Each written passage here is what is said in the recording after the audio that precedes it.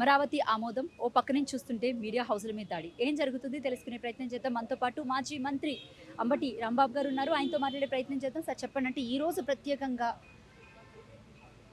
కేవలం కొత్త పలుకుల్లో వచ్చినటువంటి వ్యాఖ్యల్ని తీసుకొని మీడియా హౌస్ మీద దాడి చేయడాన్ని అసలు ఏ రకంగా చూడొచ్చు అంటారు? ఇది కరెక్టే అని మీరు అనుకుంటున్నారా? బేసిక్గా తప్పు. మీరు మాట్లాడినటువంటి మాట మీడియా హౌస్ మీద దాడి అనేది తప్పు.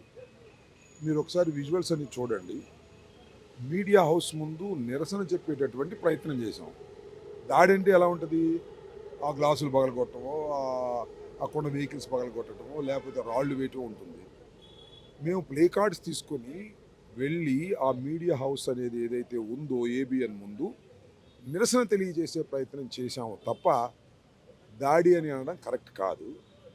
చంద్రబాబు నాయుడు గారికి, లోకేష్ గారికి, కూటమిలో ఉన్నవారికి అది దాడిగా అనిపిస్తే అది చాలా పొరపాటు. నేను జర్నలిజంలో పనిచేస్తున్నటువంటి మిత్రులందరినీ కూడా అడుగుతున్నా, అది దాడా నిరసన చెప్పండి. చంద్రబాబు నాయుడు గారికి, తెలుగుదేశంకి, కూటమికి దాడి లాగుంటే అది దురదృష్టం. ఒక నిరసన వ్యక్తం చేసేటటువంటి పద్ధతి ఇది అని కూడా మేము చాలా స్పష్టంగా అక్కడ వ్యక్తపరిచామని కూడా మనవి చేస్తాం. ఇంత ఉధృతంగా కూడా నిరసన వ్యక్తం చేస్తారా? బేసిక్గా వాళ్ళు మాట్లాడిన మాటలు చాలా ఉధృతమైన మాటలు కదమ్మా. మీ భార్యల్ని మీ చెల్లెలంటే జగన్మోహన్ రెడ్డి గారు అని మాకు చెబితే వాళ్ళు మా చెల్లెళ్ళుగా మాట్లాడి వాళ్ళకి పెళ్ళిళ్ళు చేసి మేము పంపిస్తాం అనేటువంటి మాట వాడవచ్చునా ఒక మీడియా హౌస్? ఇది ధర్మమేనా? దీన్ని సమర్థిస్తాడా చంద్రబాబు నాయుడు గారు, లోకేష్ గారు, పవన్ కళ్యాణ్ గారు? మేము నిరసన తెలియజేసే కార్యక్రమం చేశాం. అది ప్రజాస్వామ్య పద్ధతుల్లో జరిగినటువంటి వ్యవహారం తప్ప మరొకటి కాదనే విషయాన్ని వారు గమనించాలి. రైట్. అయితే అమరావతి నిర్ణయం నిజమే అంటారా? మీడియా ఫైట్ కవరేజ్ స్టోరీనా, లేకపోతే ఏమన్నారు? అమరావతి ఫైట్ అనేది నిజమే అంటారా? అంటే అమరావతి నిర్ణయం నిజమేనా, లేకపోతే నిజమే కదా. అమరావతికి నేమ్ అని పెట్టారు, నిజమా కాదంటే ఏంటి నాకు అర్థం కాల. అంటే మావిగన్ విషయంలో ప్రత్యేకంగా చూసుకుంటే గనక మావిగన్ని ఎస్టాబ్లిష్ చేయడంలో ఈ అమరావతి ఆమోదాన్ని కొంచెం పక్కకి జరిపి మీడియా హౌస్ల మీద దాడిని ఒక మీడియా పబ్లిసిటీ కోసమే అనుకోవచ్చు ఇదంతా. అమరావతి అనేది ఇదివరకు చాలా మంది చెప్పినట్టుగా అది ఒక భ్రమ. అమరావతి ఏం పూర్తయింది? ఇప్పుడు 12 సంవత్సరాల క్రితం చంద్రబాబు నాయుడు గారు శంకుస్థాపన చేశాడు ప్రధానమంత్రి గారి చేత. 5 సంవత్సరాలు ఆయన ఉన్నాడు, మేము 5 సంవత్సరాలు ఉన్నాము, 2 సంవత్సరాలు మళ్ళీ ఆయన ఉన్నాడు. 7 సంవత్సరాలు ఆయన చేసింది ఏంటని అడుగుతున్నాను. ఏం చేయగలిగాడు? 7 సంవత్సరాలు అన్ని తాత్కాలికం అన్నాడు. ఇప్పటికి కూడా, ఇవాళకి కూడా అమరావతిని నేను పూర్తి చేస్తానని చెప్పే ధైర్యం లేదు. ఎందుకంటే అంత పెద్ద ఎత్తున తలపెట్టారు దానికి. అంత పెద్ద ఎత్తున తలపెట్టవలసినటువంటి అవసరం లేదు ఈ రాష్ట్రానికి. ఈ రాష్ట్రంలో ఒక గ్రీన్ ఫీల్డ్ సిటీని కట్టి దాన్ని రాజధానిగా రూపాంతరం చెందవలసిన అవసరమే లేదు.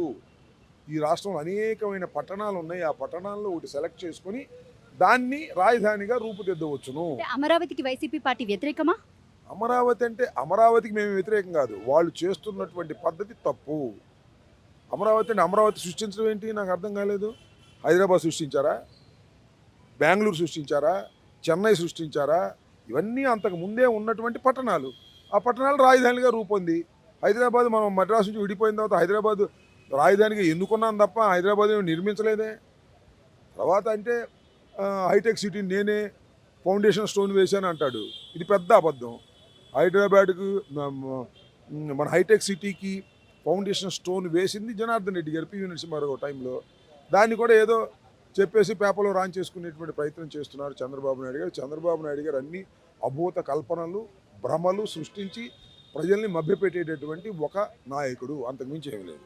మీడియాని టార్గెట్ చేస్తూ అసలు విషయాలన్నీ కూడా కప్పపుచ్చుకునే ప్రయత్నం ఏమైనా చేస్తుందా వైసీపీ పార్టీ? ఎందుకు చేస్తాం మేము? మీడియాని మేము ఇబ్బంది పెట్టాల్సిన అవసరం ఉంది? మీడియా మాట్లాడవలసిన మాటలేనా అవి? మీరు చెప్పండి, ఏదో చూస్తున్న ప్రజలు చెప్పండి. అలాంటి మాటలు మీడియాలో మాట్లాడవచ్చునా? అలాంటి మాటలు రాధాకృష్ణ చెప్పవచ్చునా? అలాంటి మాటలు చెప్పినా కూడా మేము కాముగా కూర్చోవాలా? కనీసం నిరసన కూడా ప్రజాస్వామ్య పద్ధతులు చెప్పకూడదా? చెప్పకోకుండా పారిపోవాలా? ఏంటిది నాకు అర్థం కాలేదు. దాడులు చేయవలసిన అవసరం లేదు. ప్రజాస్వామ్య పద్ధతుల్లోనే ఈ రోజున ఏబిఎన్ ముందు మా నిరసన వ్యక్తం చేశాం. ఖచ్చితంగా అది ప్రజాస్వామ్య పద్ధతి. అంటే ఇది పాలసీలకి విరుద్ధంగా కాదంటారా? చెప్పండి. పాలసీలకు విరుద్ధంగానే వేరే అంశం, పాలసీల క్వశ్చన్ కాదు. పొలిటికల్ మేనేజ్మెంట్ రూపంలో కానే కాదు. మమ్మల్ని హర్ట్ చేసినప్పుడు మేము నిరసన చెప్పమా? మా భార్యల్ని, మా పిల్లల్ని, మా ఆడవాళ్ళని ఇష్టం వచ్చినట్టు మాట్లాడితే ఒక ఛానల్లో నిరసన చెప్పేటటువంటి ప్రయత్నం చేయ మేము వ్యక్తులమా? మేము ఒక పొలిటికల్ పార్టీ ఉన్నటువంటి వ్యక్తులు మేము. మమ్మల్ని ఆ విధంగా మాట్లాడటం సమంజసం కాదనే విషయాన్ని మేము వ్యక్తీకరించాం. అలా వ్యక్తీకరించడం కూడా తప్పని అనుకుంటే వాళ్ళ పొరపాటు. రైట్. అయితే అమరావతి నిర్ణయం తీసుకున్న వెంటనే మీడియా వివాదాలు పెరగడం వెనుక టైమింగ్ ఎవరు ప్రశ్నించరు ఎందుకు మరి? దేని గురించి? అమరావతి నిర్ణయం తీసుకున్న వెంటనే మీడియా వివాదాలు పెరగడం వెనుక అమరావతి అసలు నిర్ణయం తీసుకోవాల్సిన అవసరం ఉంది. అమరావతి నిర్ణయం ఎప్పుడో తీసుకున్నారు కదా, దానికి చట్టబద్ధత ఏంటి నాకు అర్థం కాలేదు. హైదరాబాద్ను మార్చొద్దని చట్టబద్ధత తీసుకొస్తారా ఎవరన్నా? బెంగళూరుని మార్చొద్దని చట్టబద్ధత తీసుకొస్తారా? చెన్నైని మార్చొద్దని చట్టబద్ధత తీసుకొస్తారా? ఎందుకు తీసుకురారు? అవి పూర్తి పరిపూర్ణంగా ఆంధ్రప్రదేశ్ కి ఒక రాజధాని అవసరం లేదంటారా? పరిపూర్ణంగా నిర్ణయించబడిన నిర్మాణమైనటువంటి పట్టణాలు. ఇది ఎక్కడ కూడా అండి నాకు అర్థం కాలేదు. దాన్ని నిర్మించు. ఆంధ్రప్రదేశ్ కి రాజధాని అవసరం లేదంటారా మరి? మీరు డెవలప్మెంట్ అవసరం లేదంటారా మరి? ఖచ్చితంగా కావాలి, ఖచ్చితంగా కావాలి. కాకపోతే సృష్టించవలసిన అవసరం లేదు. 2 లక్షల కోట్లు ఖర్చు పెట్టి సృష్టించాల్సిన అవసరం ఉన్నదా? అవసరమా?